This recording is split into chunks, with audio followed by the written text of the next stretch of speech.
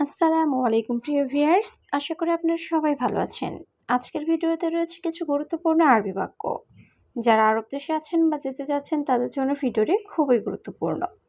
তাই খুব সহজে আরবি বিষয়ে কথা বলতে ভিডিওটি শেষ পর্যন্ত দেখুন। আর ভিডিওটি ভালো লাগলে চ্যানেলটি সাবস্ক্রাইব করে আমাদের সাথেই থাকুন। এখানে আমার বাসা আছে, এর আরবি বাক্যটি হবে হেনা ফি বেত আনা। এখানে হেনা অর্থ এখানে, ফি অর্থ আছে, বেত অর্থ বাসা, আনা অর্থ আমার। হেনাফি বেত আনা, এখানে আমার বাসা আছে। দেখো দুইজন কথাবার্তা বলছে, এর আরবি বাক্যটি হবে শুফ ইতনিন নফর গিরগির। এখানে শুফ অর্থ দেখো, ইতনিন নফর অর্থ দুইজন, গিরগির অর্থ কথাবার্তা বলা। শুফ ইতনিন নফর গিরগির, দেখো দুইজন কথাবার্তা বলছে। এই দুইজন বুঝেছে, এর আরবি বাক্যটি হবে হাদা ইতনিন নফর মালুম। এখানে হাদা অর্থ এই, ইতনিন নফর অর্থ দুইজন, মালুম অর্থ বুঝেছে। হাদা ইতনিন নফর মালুম, এই দুজন বুঝেছে। দুজনে গাড়ি থেকে নামো, এর আরবি বাক্যটি হবে নাজ্জাল সাইয়ারা ইতনিন নফর।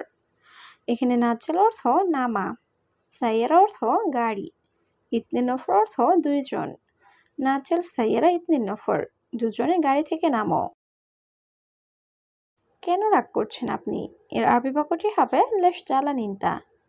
এখানে লেশ অর্থ কেন, জ্বালান অর্থ রাগ করা, ইনতা অর্থ আপনি। লেশ জ্বালান ইনতা, কেন রাগ করছেন আপনি। চুপ, কোনো কথা বলবি না, এর আরবি বাক্যটি হবে মাফি কালাম উসকুত। এখানে কালাম অর্থ কথা বলা, মাফি কালাম অর্থ কথা বলবি না, উসকুত অর্থ চুপ। মাফি কালাম উসকুত, চুপ, কোনো কথা বলবি না। বাসা কোথায়, এটা তো মরুভূমি, এর আরবি বাক্যটি হবে ওয়াইন বেদ হাদা ময়দান।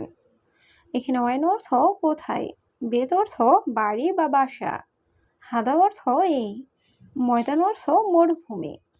ওয়াইন বেদ হাদা ময়দান, বাসা কোথায়, এটা তো মরুভূমি। টাকা দাও, মোবাইল দাও, এর আরবি বাক্যটি হবে জিব ফুলুস জিব চাওয়াল। এখানে জিব অর্থ দেওয়া, ফুলুস অর্থ টাকা, জাওয়াল অর্থ মোবাইল। জিব ফুলুস জিব চাওয়াল, টাকা দাও, মোবাইল দাও। এটা হারাম বস, এর আরবি বাক্যটি হবে হাদা হারাম মুদির। এখানে হাদা অর্থ এটা, হারাম অর্থ হারাম, মুদির অর্থ বস। হাদা হারাম মুদির, এটা হারাম বস। না আমি দিব না, এর আরবি বাক্যটি হবে লা আনা মাফিজিব। এখানে লা অর্থ না, আনা অর্থ আমি, মাফিজিব অর্থ দিব না। লা আনা মাফিজিব, না আমি দিব না।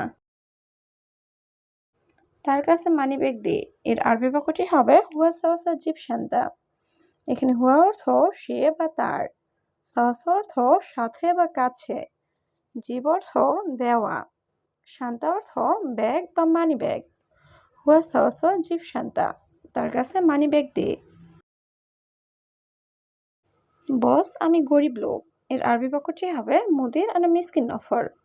এখানে মুদির অর্থ বস, আনা অর্থ আমি, মিসকিন অর্থ গরিব, নফর অর্থ লোক। মুদির আনা মিসকিন নফর, বস আমি গরিব লোক। আমি বাড়িতে কথা বলবো কিভাবে, এর আরবি বাক্যটি হবে কেফ আনা কালাম বেদ। এখানে কেফ অর্থ কিভাবে, আনা অর্থ আমি, কালাম অর্থ কথা বলা, বেদ অর্থ বাড়ি। কেফ আনা কালাম বেদ, আমি বাড়িতে কথা বলবো কিভাবে। কেন একজন কাজ করছে, এর আরবি বাক্যটি হবে লেশ ওয়াহেদ নফর সুগল। এখানে লেশ অর্থ কেন, ওয়াহেদ নফর অর্থ একজন, সুগল অর্থ কাজ করা। লেশ ওয়াহেদ নফর সুগল, কেন একজন কাজ করছে। আরেকজন লোক ঘুমাচ্ছে, এর আরবি বাক্যটি হবে ওয়াহেদ নফর নুম।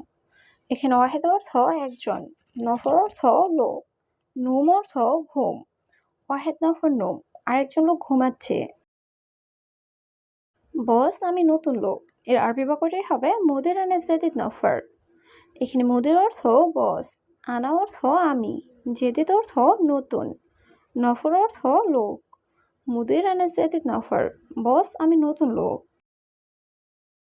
আমি সবসময় কাজ করি, এর আরবি বাক্যটি হবে আনা আলাতুল সুগল। এখানে আনা অর্থ আমি, আলাদুল অর্থ সবসময়, সুগল অর্থ কাজ করা।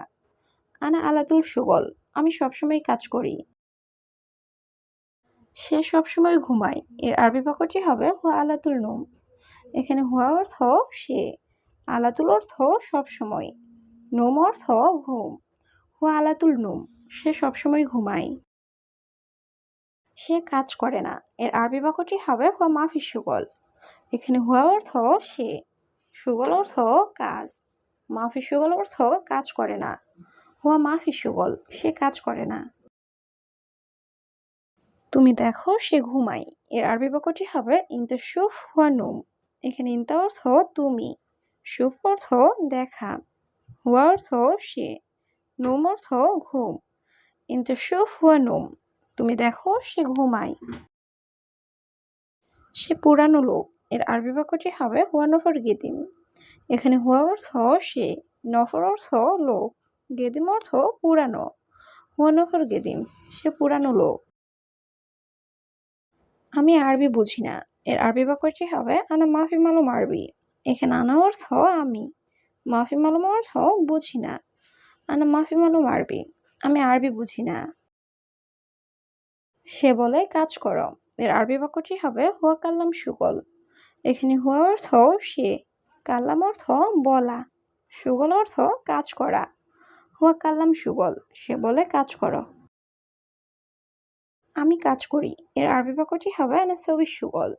এখানে আনা অর্থ আমি, সবি অর্থ করা, সুগল অর্থ কাজ।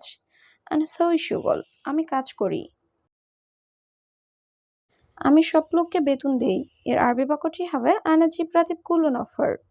এখানে আনা অর্থ আমি, জীব অর্থ দেই, রাতিব অর্থ বেতন, কুল্লু নফর অর্থ সব লোককে। আনা জিব রাতিব কুল্লু নফর, আমি সব লোককে বেতন দেই। কেন একজন লোক ঘুমাবে, এর আরবি বাক্যটি হবে লেশ ওয়াহিদ নফর নুম। এখানে লেশ অর্থ কেন, ওয়াহিদ নফর অর্থ একজন লোক, নুম অর্থ ঘুমাবে। লেশ ওয়াহিদ নফর নুম, কেন একজন লোক ঘুমাবে। আমি বলি কেন এখানে ঘুমাও, এর আরবি বাক্যটি হবে আনা কাল্লাম লেশ নুম হেনা। এখানে আনা অর্থ আমি, কাল্লাম অর্থ বলি, লেশ অর্থ কেন, নুম অর্থ ঘুম, হেনা অর্থ এখানে।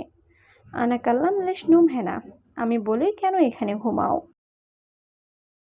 সে বলে তুমি নতুন, এর আরবি বাক্যটি হবে হুয়া কাল্লাম ইনতা জেদিদ। এখানে হুয়া অর্থ সে, কাল্লাম অর্থ বলে, ইনতা অর্থ তুমি, জেদিদ অর্থ নতুন। হুয়া কাল্লাম ইনতা জেদিদ, সে বলে তুমি নতুন। অবশ্যই ভালোভাবে কাজ করবে, এর আরবি বাক্যটি হবে লাজিম সুগল কয়েস। এখানে লাজিম অর্থ অবশ্যই, সুগল অর্থ কাজ করা, কয়েস অর্থ ভালোভাবে। লাজিম সুগল কয়েস, অবশ্যই ভালোভাবে কাজ করবে।